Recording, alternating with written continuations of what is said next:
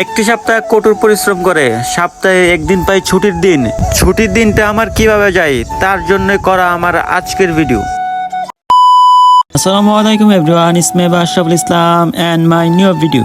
প্রবাস লাইফে প্রবাসীরা সপ্তাহে 7 দিনের ভিতরে একদিন মাত্র সবচেয়ে বেশি ঘুমাইতে পারে, সেটা হলো ছুটির দিনে। আর আজকে আমার ছুটির দিন, যার কারণে একটানা প্রায় 11 ঘন্টা ঘুমায়া এইমাত্র উঠলাম।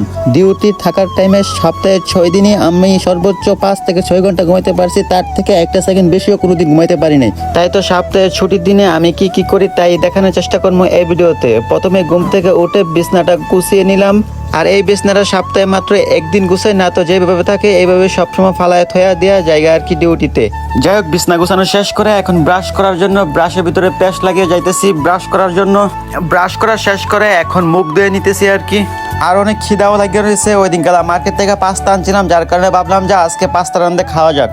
রান্নাঘরে এসে প্রথমে পাস্তা সিদ্ধ করার জন্য বসাই দিই আর কি। আর আমি ওই ভালো রান্না করতে পারি না, টুকটাক এই দেশে এসে রান্না বান্না শিখছি আর কি। যাই হোক, আমি আমার মতো করে রান্না করতেছি আর কি। আর মোটামুটি আমি রান্না কাঁচাই লাইছি, এখন প্লেটের ভিতরে সবকিছু নিয়ে নিবো আর কি। নিয়ে আমি রুমে যাই এসির নিচে বসে বসে খামো আর কি।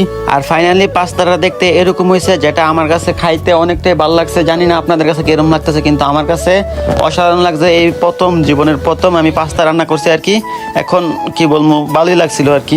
খাবার দাবার শেষ করে এখন ময়লার যে কাপড়গুলো আছে যেগুলো ধোয়া লাগবে এগুলো ধোয়ার জন্য নিতেছি আর কি। এখন দমো আর কি। ধোয়ার জন্য আমাদের ওয়াশিং মেশিন আছে, ওয়াশিং মেশিনে দিয়ে দিব আর কি। যার কারণে যা যা ময়লা কাপড় আছে সবগুলো নিয়ে নিলাম।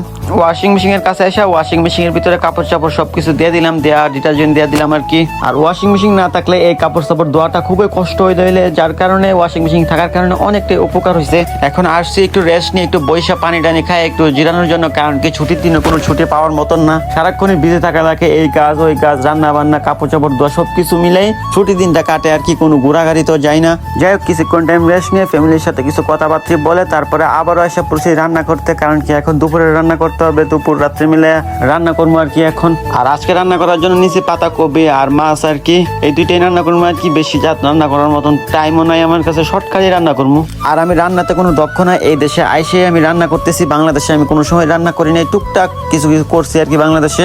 আর রান্না করাটা প্রতিটা ছেলের জন্য খুবই জরুরি, কারণ কি রান্না করা বাংলাদেশে শিখে আসা দরকার। কারণ কি আমি এই দেশে এসে প্রথম যে ভোগানিতে পড়ছি, এটা আসলে অনেক কষ্টদায়ক ছিল। খাবার ঠিক মতো খাইতে পারছি না, এই নিয়েই চলছে আর কি। যাই হোক, ইতিমধ্যে রান্না করা শেষ। আর আমার এই রান্না করতে 2 জাতের রান্না করতে আমার প্রায় 3 ঘন্টা সময়ের উপরে লাগছে, যা আপনাদেরকে শর্টকাটে দেখাইছি আর কি। বিশ্বাস করেন ভাই বোনেরা, রান্নার মতন কষ্টের কাজ আর জীবনে নেই। আর রান্না করা শেষ করে এখন গোসল করে নিতেছি আর কি।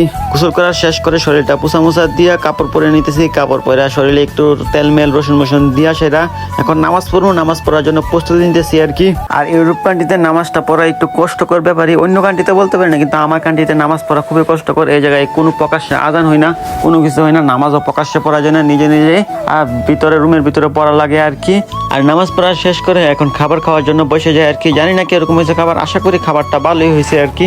না, আলহামদুলিল্লাহ অনেক ভালো হয়েছে খাবারটা, খাইতে ভালোই লাগতেছে। অনেকদিন পরেই মনে হয় যেন এরকম ভাবে খাইতে পারি দুপুরবেলা। না তো ডিউটিতে থাকি, ওই ভালোভাবে দুপুরবেলা খাইতে পারি না। খাবার নিয়ে যায় অল্প করে, যদি কাজের ফাঁকে পারি খাই, না তো খাই না আর কি। এইভাবেই দিনকাল চলতেছে আর কি ডিউটি নিয়ে। খাবার শেষ করে অনেকটা আলিশ লাগতেছে আর ক্লান্ত লাগতেছে, যার কারণে ভাবলাম যে একটু রেস্ট নিয়ে ঘুমাই। আর ছুটির দিনে আগে বের হইতাম ঘুরার জন্য, কিন্তু এখন আর আগের মতন তাল নাই যে বাইরে বের হবো। সপ্তাহে ছুটির দিন একদিন ঘোরাঘুরি করবো, এরকম ভালো লাগে না। কারণ কি কঠোর পরিশ্রম করি, কঠোর পরিশ্রম করে সপ্তাহে বন্ধের দিনে ঘোরাঘুরি করতে মন চাই না, একটু ঘুমাইতেই মন চাই। কারণ কি শরীর একটু রেস্ট চাই। যাই হোক, ঘুমাই সেটা আপনাদের সাথে বিকালবেলা দেখা হইতেছে। যাই হোক, ঘুমাতে উঠলাম 7টার দিকে। ঘুমাতে 7টার দিকে উঠটা আসর নামাজ পড়লাম, পরে সেটা এখন একটু বাইরে বের হইলাম আর কি। মানে ছাদে বের হইলাম, ছাদে একটু হাঁটাহাঁটি করার জন্য। আর এই জায়গায় সন্ধ্যা হয় 8:30টার সময়, যার কারণে দিনটা অনেক বেশি। 7টার সময় আমি আসর নামাজ পড়ছি, তারপরে মাগরিব নামাজ পড়বো 8:30টার দিকে। এরকম ভাবে আর কি নামাজ পড়া এইভাবে আমাদের ছুটির দিনটা কাটে আর কি। আমার ছুটির দিনটা এইভাবেই কাটে আর কি, এখন বর্তমানে কাটাতেছি। সবাই দোয়া করবেন আল্লাহ যেন অনেক সুন্দরভাবে প্রবাস জীবন কাটাতে পারি। এই অল্প বয়সে বিদেশ আসছি, যেন খুব তাড়াতাড়ি সফল হয়ে দেশে ফিরতে পারি, এটাই কামনা করবেন আর কি। সো এই নিয়েই ছিল আমার আজকের বন্ধের ভিডিওটা আর কি, বন্ধের দিনে কি করি আর কি। সো এখানে বিদায় নিতেছি, আল্লাহ হাফেজ, দেখা হবে কোনো পরবর্তী ভিডিওতে।